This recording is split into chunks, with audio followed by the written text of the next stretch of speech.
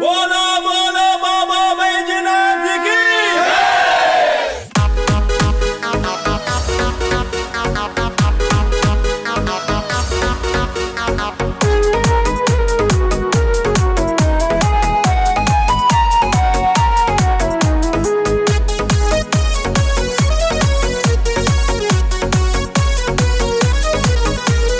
अबहू से पका पिटवा दबलम, एसिया कूलर लगवा दबलम।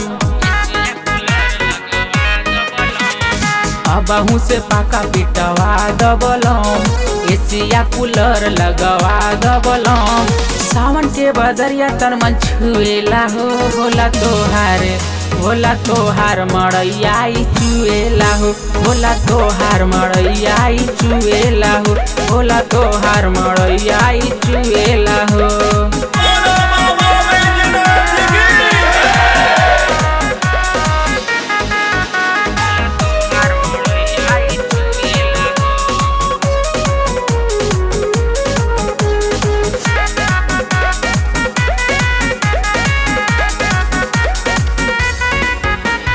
रही कहाँ भोला जी कार्तिक गणेश हो, सोची सोची बतिया होला कलेश हो। रही कहाँ भोला जी कार्तिक गणेश हो, सोची सोची बतिया होला कलेश हो। नशा में नसाइल बड़ा लागे पगल आइल बड़ा, नशा में नसाइल बड़ा लागे पगल आइल बड़ा। गाजा पे खाली मुएला हो, भोला तोहार मड़ैया चुएला हो, भोला तोहार मड़ैया चुएला हो, भोला तोहार मड़ैया चुएला हो, भोला तोहार मड़ैया चुएला हो,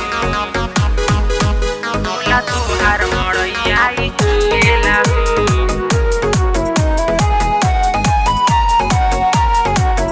बोलो बाबा बैजनाथ की। सिलवट पे भांग न पिसाई, दीही मशीन मंगवाई। सेवका कृष्णा से कह के दीही आरो लगवाई। सिलवट पे भांग न पिसाई, दीही मशीन मंगवाई। सेवका कृष्णा से कह के दीही आरो लगवाई।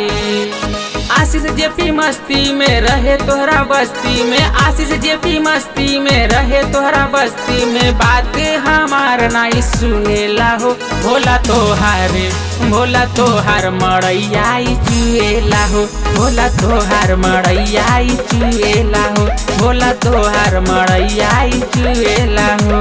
बोलो